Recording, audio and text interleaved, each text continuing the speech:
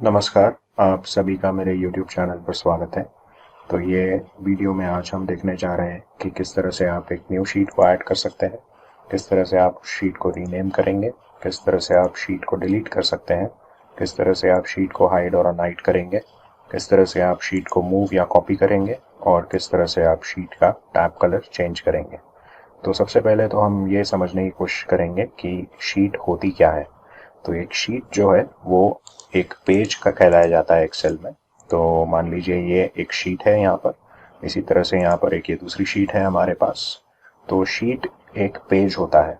Okay, सो अब हम देखने जा रहे हैं कि किस तरह से हम एक न्यू शीट को ऐड करेंगे। तो न्यू शीट को ऐड करने के लिए आपके पास बहुत सारे तरीके हैं। सबसे पहला आसान तरीका ये है कि आप यहाँ पर अपना माउस नीचे ले आए।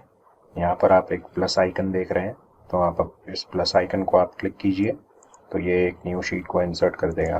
तो इस तरह से आपने देखा कि एक न्यू शीट इंसर्ट हो गई। अब दूसरा तरीका ये है कि आप अपने होम टैब में जा सकते हैं और यहाँ पर जाकर के आपके पास इंसर्ट का ऑप्शन है और यहाँ से आप एक शीट को इंसर्ट कर सकते हैं, इंसर्ट वर्कशीट। तो इसका शॉर्टकट की भी है शिफ्ट F11। तो मैं पहले इंसर्ट वर्कशीट कर देता हूँ यहाँ से, तो एक और शीट इंसर्ट हो गई हमारे वर्कबुक में। और अगर आपको कीबोर्ड शॉर्टकट यूज़ करना है तो शिफ्ट F11, तो आप शिफ्ट F11 प्रेस करके एक न्यू वर्कशीट को इंसर्ट कर सकते हैं। तो इस तरह से हमने देखे हैं डिफरेंट तरीके एक वर्कशीट को इंसर्ट करने का। अब हम दूसरे टॉपिक पर चलते हैं, how to rename a sheet. तो अगर आपको अपनी शीट को रीनेम करना है तो रीनेम करने का भी बहुत आसान तरीका होता है। आप यहाँ पर डबल क्लिक कर लीजिए और यहाँ पर आप अपने शीट को रीनेम कर सकते हैं। जैसे कि मैं इस शीट का नाम दे देता हूँ बिट एक्सपर्ट और आप एंटर प्रेस कर लीजिए, तो ये शीट आपकी रीनेम हो चुकी है। अब इसे अगर आपको रीनेम करना है दोबारा से, या दूसरा तरीका देखते हैं हम रीनेम करने का, तो आप इस टैब पे आ जाइए, यहाँ पर राइट क्लिक करके इस तरह से आप इसको रीनेम भी कर सकते हैं। मान लीजिए बेसिक एक्सेल, तो ये मेरी शीट रीनेम हो चुकी है। अब तीसरा तरीका देखते हैं हम शीट को रीनेम करने का। तो तीसरा तरीका ये है कि आप यहाँ पर चले जाइए फॉर्मेट में और यहाँ पर आपके पास ऑप्शन आ जाएगा रीनेम शीट का। तो ऑर्गेनाइज शीट के अंदर आपके पास ऑप्शन है रीनेम शीट का। तो रीनेम शीट पर क्लिक करेंगे तो ये आपका टैब सिलेक्ट हो चुका है और अब आप इसको रीनेम कर सकते हैं। तो मैं दोबारा से इसका नाम दे देता हूँ बिट एक्सपर्ट। तो इस तरह से आप अपनी शीट्स को रीनेम कर सकते हैं। अब हम देखते हैं कि शीट्स को डिलीट कैसे किया जाता है। तो डिलीट करना भी बहुत आसान तरीका होता है डिलीट करने का। मान लीजिए मुझे ये शीट नंबर 6 जो है उसे डिलीट करना है, तो आप जस्ट राइट क्लिक कर लीजिए यहाँ पर और यहाँ पर आप डिलीट बटन को, डिलीट ऑप्शन को सिलेक्ट कीजिए। तो ये शीट आपकी डिलीट हो चुकी है। ठीक है, तो इस तरह से आप एक शीट को डिलीट भी कर सकते हैं। तो अब हम देखते हैं कि किस तरह से हम एक शीट को हाइड और अनहाइड करेंगे। तो मान लीजिए मेरे पास ये शीट 5 है यहाँ पर और लेट्स से मुझे इसको पहले मैं इसको रीनेम कर देता हूँ। तो मैं इस पर डबल क्लिक करूंगा शीट टैब पर और फिर यहाँ पर मैं इसको शीट का नाम दे देता हूँ, जैसे कि बेसिक एक्सेल, और एंटर प्रेस करते हुए हम इस शीट को हाइड करने की कोशिश करेंगे। अब तो आप इस शीट पर आ जाइए, राइट क्लिक कीजिए इस शीट को और यहाँ पर आपके पास एक ऑप्शन आ जाता है हाइड का। तो अब ये शीट आपकी हाइड हो चुकी है। तो अब यहाँ पर अगर आप देखेंगे तो हमारे पास सिर्फ 3 शीट रह गई हैं, बिट एक्सपर्ट, शीट 4 और शीट 3। तो हमने जो बेसिक एक्सेल वाली जो शीट थी वो हाइड हो चुकी है अब। तो मान लीजिए अगर आपको इस शीट को अनहाइड करना है तो आप किसी भी शीट पर जाइए, राइट क्लिक कीजिए और यहाँ पर आपके पास एक अनहाइड का ऑप्शन आ जाएगा। तो इसको आप अनहाइड करेंगे तो यहाँ पर इस विंडो में आप देख सकते हैं कि जो आपकी शीट हाइड हो चुकी थी उसका नाम यहाँ पर है, जो कि है बेसिक एक्सेल। तो आप इसको सिलेक्ट करते हुए ओके पर क्लिक कीजिए। जब आप ओके क्लिक करेंगे तो आपकी ये शीट अनहाइड हो चुकी है। तो उसी तरह से अगर आपको किसी शीट को हाइड और अनहाइड करना है, आप होम टैब में जाकर के फॉर्मेट ऑप्शन में जाकर के आप यहाँ पर हाइड और अनहाइड का ऑप्शन है हमारे पास, तो आप इसको हाइड शीट पे जाइए यहाँ पर और यहाँ से आप इसको हाइड भी कर सकते हैं। तो हम यहाँ पर चले गए होम टैब में, हमारा जो फॉर्मेट टूल है वहाँ पर जाते हुए विजिबिलिटी के अंडर हाइड एंड अनहाइड का ऑप्शन है। तो यहाँ पर हमारे पास एक ऑप्शन आ जाता है हाइड शीट का। तो मैं इस पर क्लिक करूंगा तो ये बेसिक एक्सेल वाली जो शीट थी मेरी वो हाइड हो चुकी है। उसी तरह से अगर आपको अनहाइड करना है तो दोबारा से हम होम टैब में जाएंगे और फॉर्मेट टूल का ऑप्शन सिलेक्ट करते हुए आप विजिबिलिटी के अंडर आ जाइए, फिर से हाइड एंड अनहाइड पे क्लिक करते हुए आप यहाँ पर कर दीजिए अनहाइड शीट। लास्ट ऑप्शन है अनहाइड शीट का, तो उस पर आप क्लिक कीजिए और यहाँ पर अगर फिर से आप देख सकते हैं यहाँ पर कि हमारे पास एक ऑप्शन आ जाता है, बेसिक एक्सेल वाली शीट थी जो हमने हाइड की थी, तो अब हम उसको सिलेक्ट करते हुए ओके पर क्लिक करेंगे तो ये शीट हमारी हो गई अनहाइड। ठीक है, इसी तरह से आप मल्टीपल शीट्स को भी हाइड और अनहाइड कर सकते हैं। सेम तरीका फॉलो करते हुए आप मल्टीपल शीट्स को हाइड और अनहाइड भी कर सकते हैं। तो अब हम नेक्स्ट ऑप्शन में चले जाते हैं, जहां पर हम देखेंगे किस तरह से हम एक शीट को मूव या कॉपी करेंगे।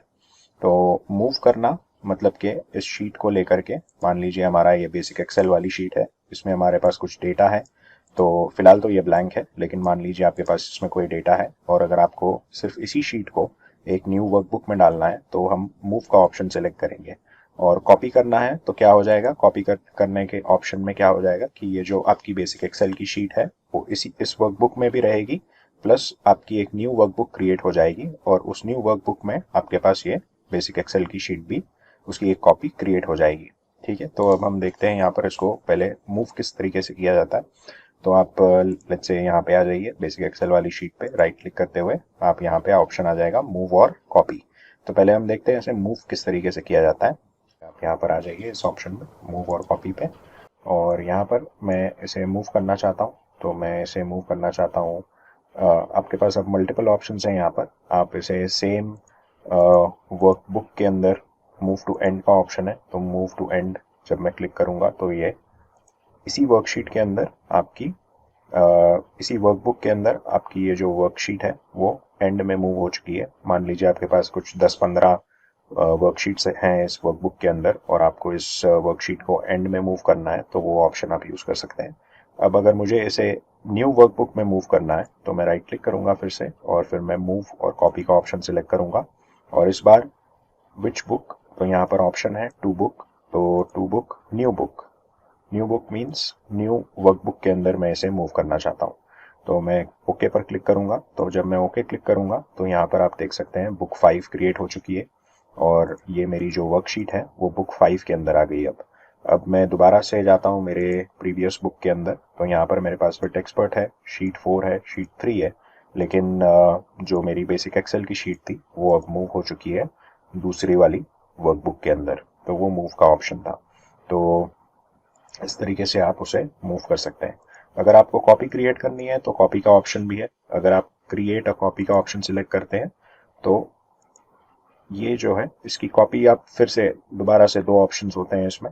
अगर आपको इसकी एक और कॉपी क्रिएट करनी है सेम वर्कबुक के अंदर, तो आप सेम वर्कबुक को सिलेक्ट करते हुए उसकी एक कॉपी भी क्रिएट कर सकते हैं, जैसे कि create a copy and move it to end. तो उसको अगर हम क्लिक करेंगे तो यहाँ पर आप देख सकते हैं कि एक कॉपी क्रिएट हो चुकी है।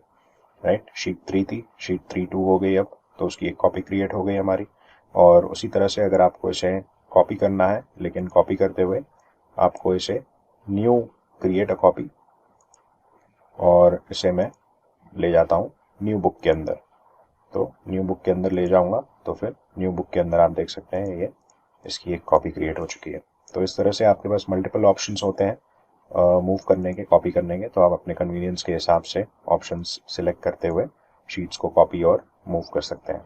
अब हमारा लास्ट ऑप्शन आता है how to change the tab colour. तो टैब कलर को किस तरह से चेंज किया जाए। तो टैब कलर क्या होता है, तो ये जो हमारी शीट टैब्स हैं यहाँ पर, इसके हम डिफरेंट कलर्स दे सकते हैं।